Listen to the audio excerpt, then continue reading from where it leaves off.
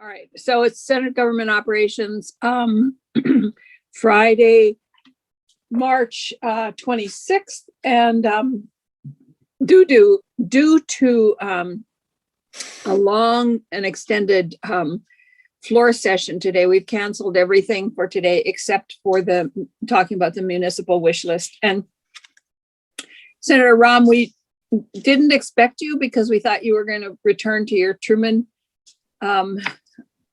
program, but we welcome you here. We're glad to see you. I missed it today because of unemployment and everything that was going on. So okay, all right. Well, glad to have you here with us. So, committee, what we'll do is, I think that some of the people who are with us are people who are not normally with us. So I think that what we'll do is introduce ourselves, and I'll just say off right at the start that we will talk to people, and it's more a conversational format today, but we do not use chat in our committee meetings because they are sidebar conversations, and we don't do those in our committee rooms, so we don't use chat. If there are sites that are mentioned or documents that should be noted, Gail will put them up on the chat, and that's the only way we use it. So I'm Jeanette White. I'm from Windham County, and I chair the Government Operations Committee. And so we'll just all introduce ourselves. Hi, folks. I'm Anthony Polina. I represent Washington County. Brian Collmore, Rutland County. Allison Clarkson, Windsor District, and I apologize, but I have to eat lunch while we're starting this. Hi, Senator Keisha Rahm, newest member of the Senate and committee from Chittenden County. And I also am going to eat my lunch here because we just got off the floor and we can't eat on the floor. So I'm going to also eat my sandwich. So Gwyn, so what we've done here is last year, as you know, we had what we called the pilot, the municipal self-governance pilot bill, and it didn't go anywhere after we left in March. So we decided that after testimony from Vermont League of Cities and Towns that the bill had become so restrictive that it really almost was meaningless because of all the restrictions that were put on there. So what we decided to do is, we've done this with a couple different issues, is ask for people's wish list. What changes should we make that might allow more self-governance by the cities, towns, and villages? And the way I'm looking at this, and this is just my idea, but anybody can chime in here, is the charters already have ability to set their own rules around what they do anyway. But everybody else is governed by general law. And if there are, we try to make changes in general law, but it often takes us years and years and years to do it, to allow towns to have some more autonomy. And so the thought is, if there are sections of general law that we should change or eliminate or somehow just change to make it more, give towns more flexibility and creativity in solving their own issues. That's what we're hopefully looking at here. And it isn't something that's going to happen this year because we've already passed crossover, but we can start the conversation, and over the summer people can continue it. And in January, we might have something that would be a bill that would give towns more flexibility without the pilot project. So does that make any sense to anybody the way I explained that? Okay, so what I'm going to do is I'm going to turn it over to Gwyn and Karen and just walk us through this and start to I'm gonna keep making a list here and we'll see where we go. So, I may start off. I'm Karen Horn with the Vermont League of Cities and Towns. And we thank you so much for pursuing this conversation over the last few years. It's very important. We did, just to sort of set the stage for today from our perspective, we did ask our members who would be willing to testify in the committee about issues generally that around self-governance. And so we have with you folks from a number of different sized towns today who are facing a variety of challenges within their communities where they have solutions that might be affected at the local level if they had the authority to do that. I did want to mention that I'm not sure that Mayor Lott is here anymore from Winooski. She had another obligation, as did Eric Wells from Williston. But there are a number of Eric was other able to folks join, so we're only down. Oh, Mayor Lott. good.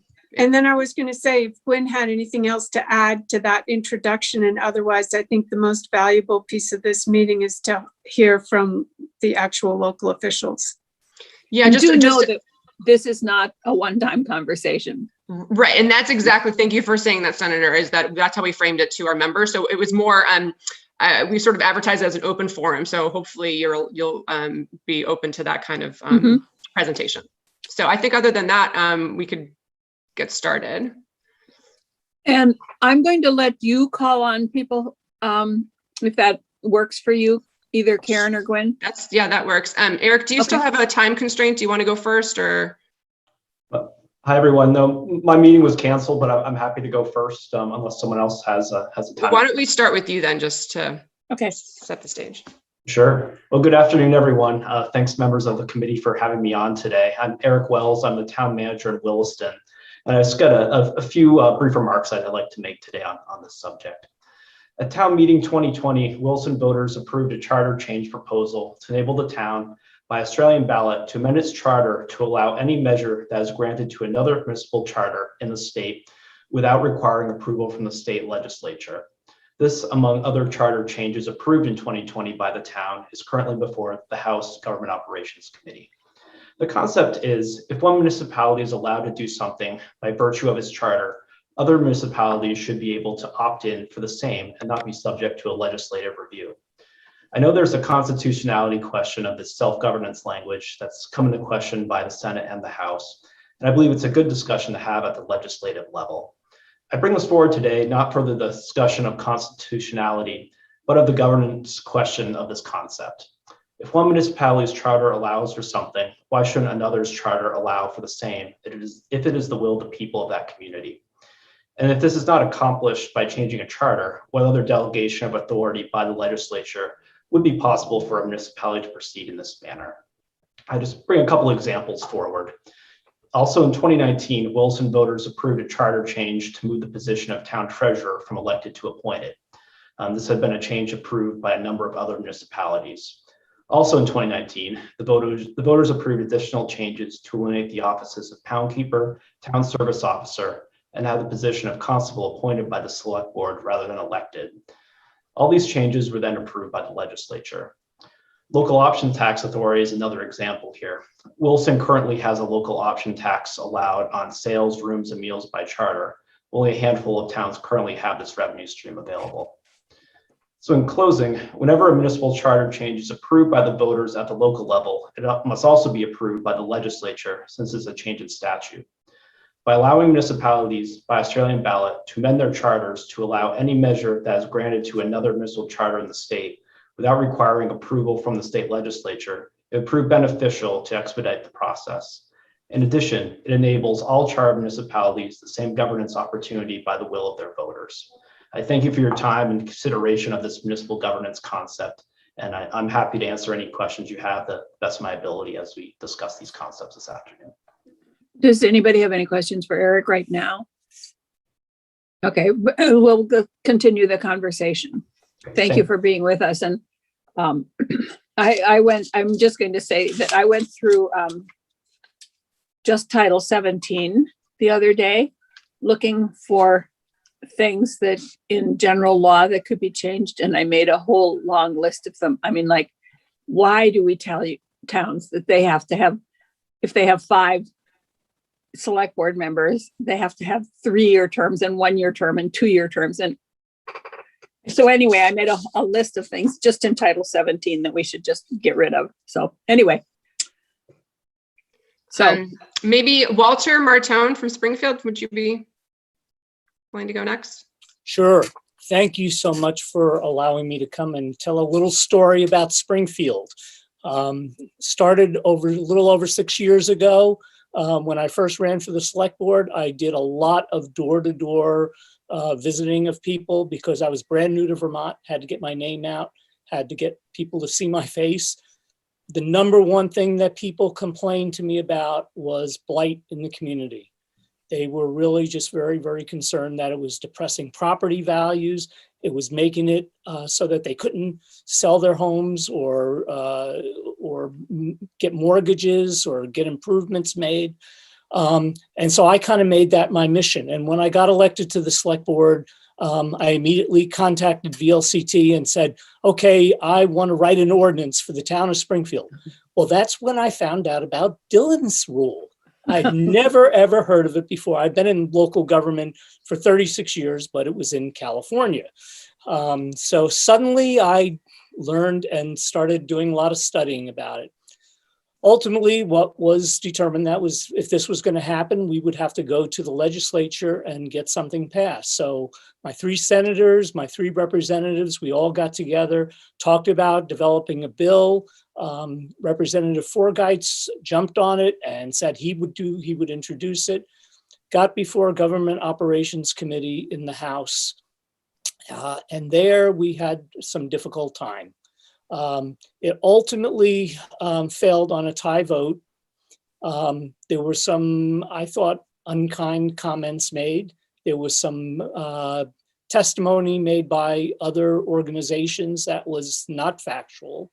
But anyway, after that was over, a number of people from the committee came to me directly and said, Walter, why don't you work on putting it into your charter? This way we don't have to consider this authority for the entire state, but we can focus just on Springfield. I jumped on that, sat down and looked at what our charter, well, our charter hasn't been touched since 1986. And that last time was just to remove the local inventory tax. So really it goes back before, without any amendments, probably decades before that. A lot of antiquated things in there, a lot of things that make it difficult to do amendments. However, we started plugging through that, had to appoint an 11-member committee. They took a look at it and said, boy, we got to do a lot of work on this thing. It took us 9 months of working through that process. We built in the process, by the way, we found one other town that had something that looked like it could work for us as far as fighting blight. So we took that language verbatim, just changed the town name, put it in, but we also did a wholesale revision of the charter, updating language and everything else. Took it to the voters that was March of 2017, passed 3-1. Unfortunately, our charter had 2 provisions in it that did not allow us to take it forward to the legislature. Number 1 was we had to have minimum voter turnout of the polls of 25%. We got 19.5. Then the second thing that's in our charter said that you can't reintroduce a charter change to the voters for 3 years. You have to wait 3 years in between any proposal. So the fact that it failed because we didn't get the required number of voters, we then had to go back and do it all over again and do it 3 years later. We went through another process, we made some other changes, and while we were doing that, we discovered what Williston had put in their charter, and we thought, wouldn't this be wonderful if we could have had the ability to just go to our voters and say, we want to make this change because another town already had it. So we did, and finally we brought it back and took it to the voters. It's passed again. And we're back before the legislature again.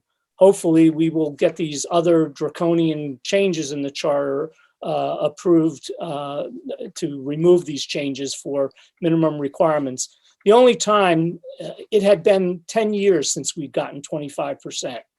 And even though we've tried to do increased voter drives and things like that, the only chance that we really had of getting the 25% was at a presidential election.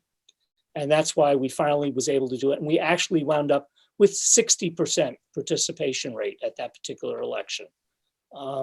Unfortunately, at our last town meeting, we were back down below 25 again. So here we are, back before the legislature, finally before the legislature, and hopefully, minimally, the provision that gives us authority to fight blight will be approved. I know that there are some issues with the ability to use other towns' charters, but had we been able to do that, and had we been able to be fighting blight for the past 6 years, I can't help but imagine that our town would be very different right now. In this recent, one of the things that happened during this whole COVID pandemic was an influx of people to Vermont. A lot of people were very interested in Springfield because of our super, super fast internet speeds. We've got internet speeds in Springfield that are better than Silicon Valley. And I came from Silicon Valley. That's where I worked in government. But we missed out on a lot of them. They came through our town. They drove through some of the neighborhoods. We don't look good. We look like we're neglected. And this is taking way too much time. We missed a real opportunity. And that's our story. And I've shown Senator Clarkson all around town, so she has witnessed this firsthand. A lot of them with factory buildings, other commercial spaces, but just neighborhoods. I think that's all I have to say right now. Thank you. So you should know that I've spent a lot of time in Springfield. So I know what you're talking about. You know what I'm talking about then. Yep. So Senator Collmore, wasn't there something in Rutland about, or one of your towns about blight a couple of years ago that we tried to solve?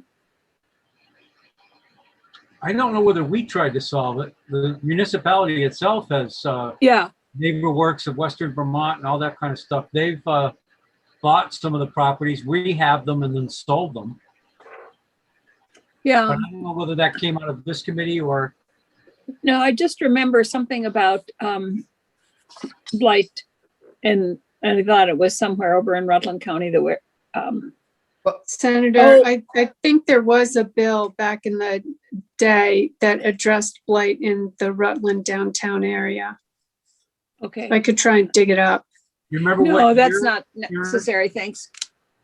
Actually, I think what I'm thinking about here was in judiciary, we had some kind of a bill that dealt with abandoned buildings, and that was in Rutland, and it was very different. It was okay. Thank you. I'm sorry, Senator Clarkson. Well, and again, I would just like to say this underscores our need for the Vermont Housing Investment Program, because it addresses blight. And it's a major reason that the 6 towns that have inspection and registry programs have it, is to clean up their downtowns and to clean up, so major reason in St. Johnsbury and St. Albans. Blight is a huge issue. And certainly in Springfield, Walter has been a champion on this. And so we're addressing it in different ways in the legislature through some of our housing bills and rental housing and health and safety bills. But it would be great to enable towns to deal with it in their own ways. Good. I just wanted to say, Madam Chair, that it was nice to hear Bob Forgeit's name. Yeah. Yeah. We miss him. He jumped on this opportunity so quickly By the time I called the meeting, he said, I've already submitted language for drafting with Ledge Council. And he was ready to champion it. Okay, Gwen, where do you Um, want to go next? Julie, do you want to go next? I can, sure. My name is Julie Hance. I'm the new town manager here in Chester. New to this whole process, so forgive me. My issues are a little bit different. We are just, when Gwen and the league had reached out and talked about the challenges that towns are facing, I just wanted to start by, thanking the Senate and the House for support in funding into various Better Places grant opportunities and programs. Though for small communities like Chester, we're never the beneficiary of tourism dollars, marketing money. So grants and the funds that go to organizations like SRDCs and RPCs and those types of things really are critical for us. All of our village revitalization efforts have been made through those types of programs. So for your part in any of that, I just want to thank you. And one of the issues that we really are facing is dealing direct with different state agencies. We have had a number of difficulties, and I don't know how much of this belongs in this particular group, but we have had issues dealing with Transportation Advisory Council. We have been working on a wayfinding plan going on almost 3 years now. This is just telling us where we can put town signs on town land, which is crazy. And since COVID, this group has not met, which has delayed us an entire year again, and they still have not met, and we are about to miss a 4th construction season. And again, this is just putting new signage within the village on town-owned property. So we're getting a little frustrated with this, but it's really been a burden. And this wayfinding plan was an important plan that came about from a village master plan that we had done through Better Connections grant money back in 2016.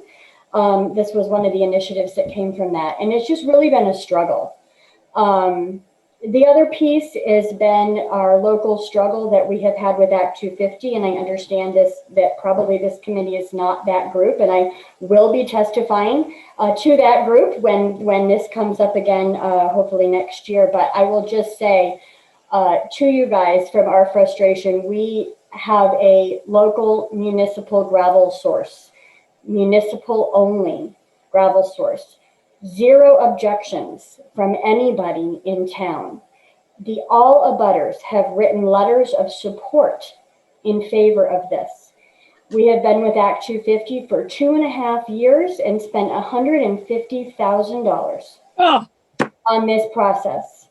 It is absolutely ludicrous, very frustrating, very difficult process that we have been through for a municipal only gravel source that we have estimated would save our taxpayers in a 20-year period close to $1.7 million. The town of Chester has 98 miles of dirt road. We have 78 bridges, one of the largest in the state per capita. We are a tiny town with a lot of dirt roads. This is a vital resource for us. And here we are again. We had one issue we dealt with them. It was resolved. It was remanded back to them. It has now still been 2.5 months before the local commission has issued our permit. So for whatever influence you have in any of those areas, we would certainly welcome any support we could get. And again, I will be there to testify next year when this comes up.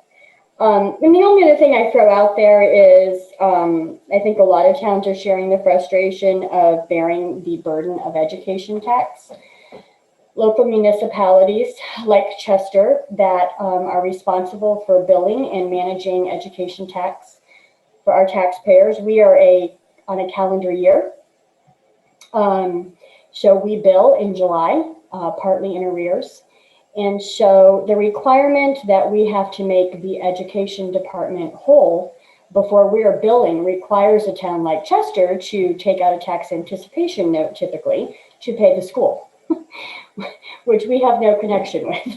So again, it's a difficult process for small towns and for towns on calendar years. We've talked about changing to fiscal years to make that transition as difficult for a small town financially. But it creates, it creates a lot of burden locally, staff-wise, just time, the frustration of dealing with the state when it comes to all these homestead education stuff. Listers spend months, that's all they do, on an education tax that the town receives no benefit for.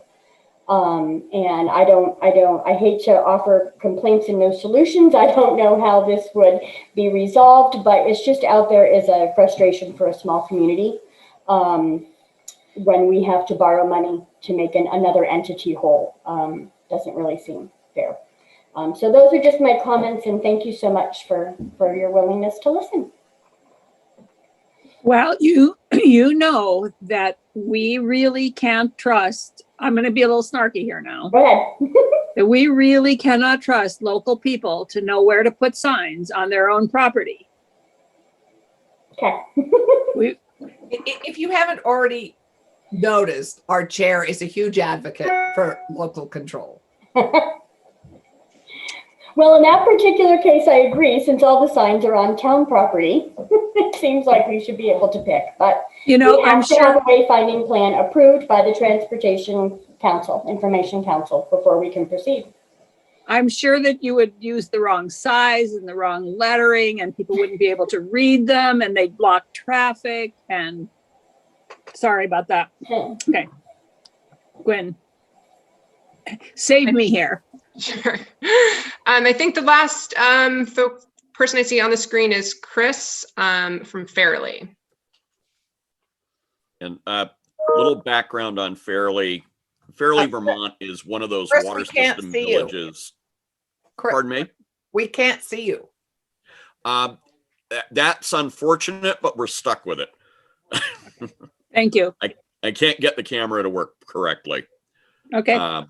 But anyway, Fairleigh is one of those water system villages you find scattered all up and down the Connecticut River Valley.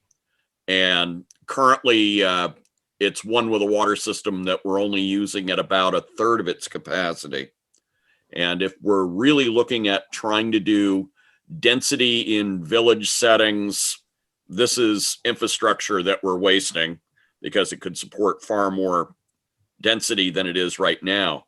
The big issue we have, though, is Fairleigh has been studied and categorized and designed and conceptualized over and over and over again, going all the way back to, say, 2001. And I think a big part of the reason for that is the money always can be found for $20,000 worth of study, but coming up with $1 million for a sidewalk project is difficult. So we often feel like we get study and design and concept money thrown at us basically as a bone instead of actual infrastructure investment. And I think a big part of the issue we have on the local scale is that, yes, there is the option tax, but Fairleigh's a sending town.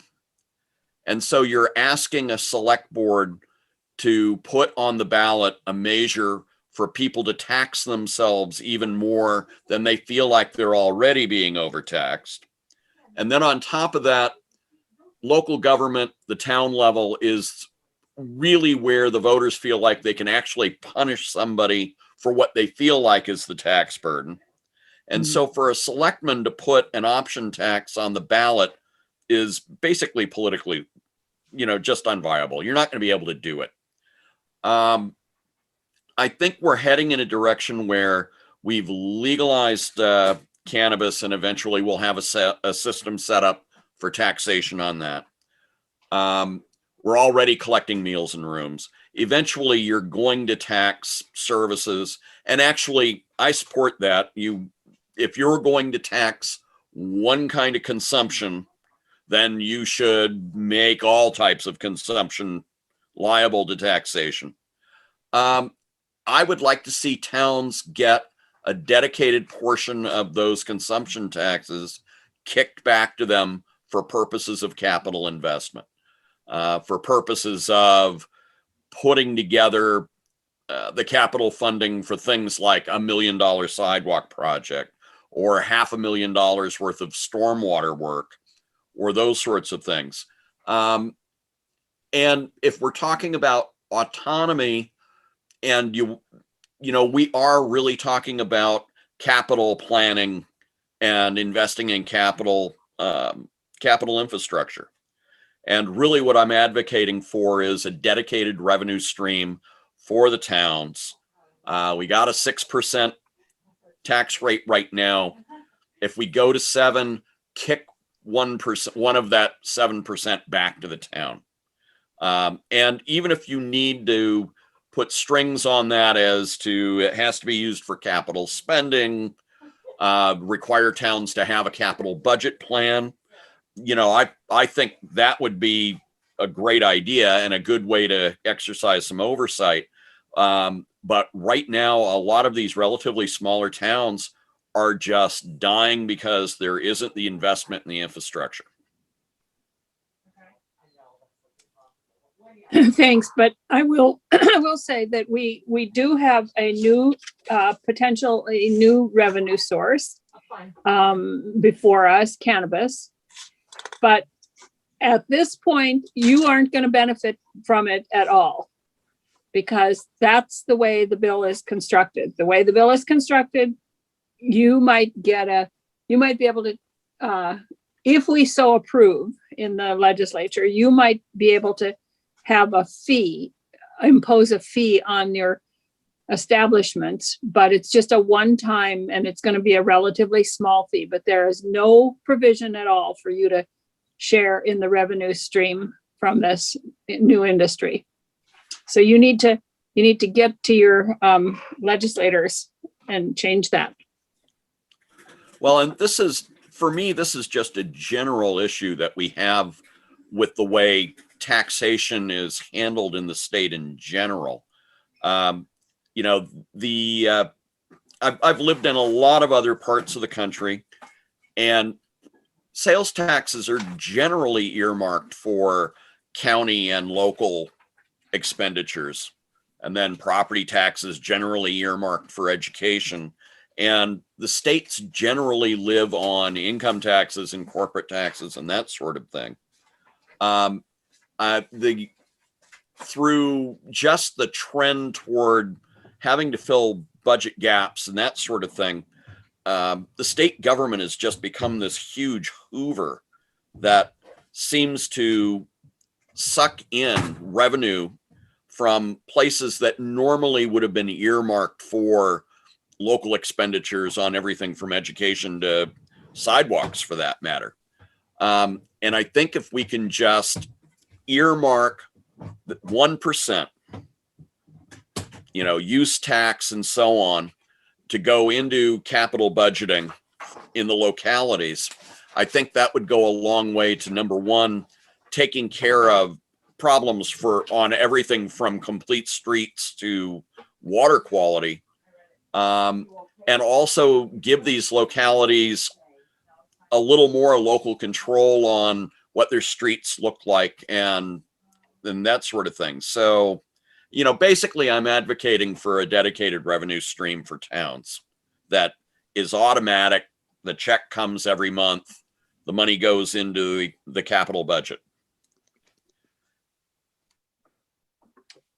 So I'm just going to share, when I was on the Putney Select Board, we wanted to do a sidewalk from our village center up to our school. It's about a mile.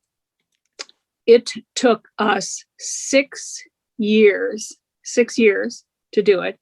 And it cost about $1.5 million for that 1 mile. And The transportation department used at that time, used the exact same specs for the sidewalks as they did for the interstate highway. You had to have it was just ludicrous. And we had a guy in town, and he used to do things, and then he would say afterwards, he would say, sorry, but I had to do that, and I'll say sorry. And we almost got to the point where we said we should just let him do the sidewalk, build it, and then tell the state, sorry. It would have cost us about $35,000 to do it. But in fact, we have a road named after him called Earl's Way because he just did it. So anyway, sorry about that, but I know your frustration. So any questions up to this point, or comments or anything, or Gwen? No, that was it in terms of folks that could join us at this hour. So I don't know if I know a few other folks, Eric and Walter and Julie had other things on their list. So maybe if there's time to say anything else, I think this is an opportunity. If you don't, then fine. But no, get them all out. Come on, Madam Chair. Before we leave, Chris is concerned. I think Chris would be delighted to know that we passed, and so would Walter, although Walter can't take advantage of this. But we just passed today, and Senator Rahm did a great job. We have just passed in the last 2 days the mini TIF bill designed specifically for communities of Chris's size that would deal exactly with that issue. So we will hope that there is more infrastructure for smaller communities available soon. S33 if you want to follow it, Chris. Good. Okay, Eric, did you have some more to throw in? No, Senator, that was all the comments I had today on that subject. Oh, okay. Or Julie? I guess the other thing I'll just put a plug in for is whatever involvement you do have in funding of different programs. You know, we have all this Recovery Act money going to be thrown at our state here soon, and local governments are going to be influxed with this money, which is a good problem to have. But just our RPCs, our RDCs, VLCT are all organizations that the towns are going to need tremendous support from. This is money we're dealing with direct from federal government, so to help avoid any form of takebacks or any of those types of things down the road. I know there has been discussion about funding some of those organizations, you know, for helping municipalities along those lines, and I just think that that's really critical that piece takes place, you know, to help, especially the smaller towns that don't necessarily have all the resources that maybe some of the bigger cities have. So just, you know, keeping that in mind would be great. Thanks. Thanks. So, so what I would suggest is that we keep, and people don't have to come here to have concerns or lists or things that they would like to do. I mean, figure out how we can change we're going to have less impact on funding sources. I can tell you that. I mean, we can advocate for it. And when we talk about well, it's not called CARES money anymore. It's called RAFTA or ARFTA or something like that. That ARPA, American Rescue Plan Act. Okay, ARPA sounds like something you got caught in your throat. Right. And anyway. Speaking of ARPA, just quickly, Madam Chair, is every town, Gwen and Karen, clear on how much money they're getting? No, this is Karen. So the final figures are going to be put together by U.S. Treasury in the end, and they have not done that yet. We actually heard last week that they might be waiting to use 2020 census figures, which would be problematic because they're not coming out to the end of April. But regardless, towns aren't actually going to get any of that money before June 9th, I would say, which is the 60 days to the state plus 30 days to the towns. So there's a lot of conversation to be had. And if I could just follow on the comment that Julie made, I think this is going to be a significant opportunity for towns to be flexible in some of the projects that they do that they've never been able to do because the funds weren't there. And that is going to, in my optimistic opinion, open up the whole conversation about what kinds of authority local governments need in order to actually make that happen. Yeah, and that's where we need to get something in place. And I think you are very, very optimistic to think that the census numbers are going to come out the end of April. They were supposed to come out the end of March, unless they have figures that are different than we're being told, that in terms of reapportionment, we're not going to get our numbers until the end of September. Yeah. Well, I asked Jason Broughton, our state librarian, who is also our census, fabulous person. Right. And he said that they were expecting that preliminary numbers for reapportionment would be out by the end of April. Oh. So that's where I got that date from. Okay. Thank you. I didn't Walter realize has, that. sorry, Walter had his hand up, so. Okay, I didn't see that. Walter. Yes, just one final Oh, yeah. thing. One final thing that's kind of baffled me. And after I understood more fully the whole Dillon's rule thing and whatever, and when I went to the House Government Operations Committee and they were debating this, giving us the authority to regulate blight, there is this distrust of local governments that we're going to do the wrong thing. Someone went so far as to say that select board members are vindictive and will punish people, people they don't like. We are more accountable than any other group. If we were to do an ordinance and our voters don't like it, 5% of them can put it on the ballot and overturn it. You can't do that with state legislature. I mean, we're the only ones who have that kind of accountability. It's not just a matter of voting people out of office if you don't like them, but you can actually jump on it right away and say, and this just happened, it happened once that I knew in Springfield, and almost happened again on an ordinance that I wrote about noise, where a lot of people didn't like it. And they started a petition. They didn't get it done in time. They didn't get it enough signatures, but we are extremely accountable. We're not going to do something that our citizens aren't in support of. And isn't that who we're all responsible to, is the voters? I mean, they're the ones that are supposedly in charge, as far as my understanding is. So I'm off my soapbox. No, you're fine. And I couldn't agree with you more. We, for some reason, when we get into that state house and into those nice chairs, we develop a mistrust of local government. It doesn't make any sense to me because many of us have been part of local government.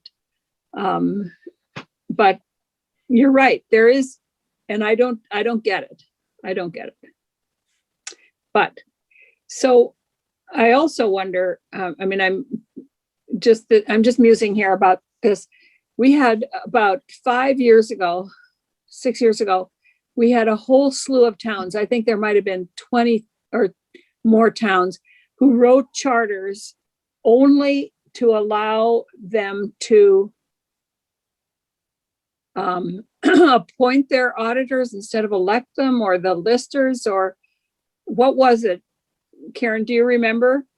But well, there were quite a few that wrote charters just to appoint the clerk or treasurer. Right. And then there were a bunch of towns that wrote charters to to appoint an assessor versus having listers because Right. they can't find any listers. So there've been a variety of them. Yeah. And so we have a number of towns out there with charters that were specifically for that one thing, when we could have taken care of it in general law, and they wouldn't have had to go through the whole charter experience. We could have just changed the law and said it took, and we did ultimately change it, but it took us about 5 years to do it. So anyway, that's what I'm concerned about that. So anything else today, committee? So can you just remind me, Madam Chair, so this committee has passed out legislation before about anything that passes in another community? Okay. No, that's, that has not ever been, I'm not sure that it's never come to us. Okay.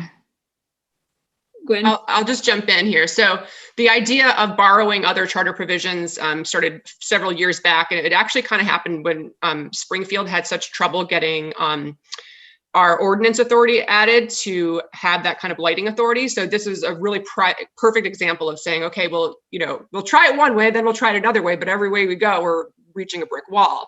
So a lot of towns that did have charters already, because it's easier if you already have a charter, it's easier to amend it than to create a whole new one, especially for smaller communities. A lot of the bigger communities and a few middle-sized ones were thinking, hey, wouldn't it be a great idea if through our charter we could just borrow a charter provision upon vote of our electorate or our voters. And so this year your committee will be getting several charters that are coming from the House Government Operations Committee that had that provision initially, but are going to be stripped from the charters because of constitutional questions. There's an argument that it's not constitutional to have that in a charter. There's apparently no delegation. But I think, closing the loop or closing that circle, I think part of the problem is that, you reach a brick wall. You try going one way and saying, hey, let's go by charter. That didn't work. Okay, well, let's try it again by ordinance and try to get general law. And when you go in front of the legislature and they don't have that trust of giving away that ordinance power, which is really the only powers really that would make sense to supplant some kind of provision, you have to give a clear delegation of authority. So there has to be some provision that clearly says a town can adopt an ordinance to do X, Y, or Z. So it's a matter of putting those together.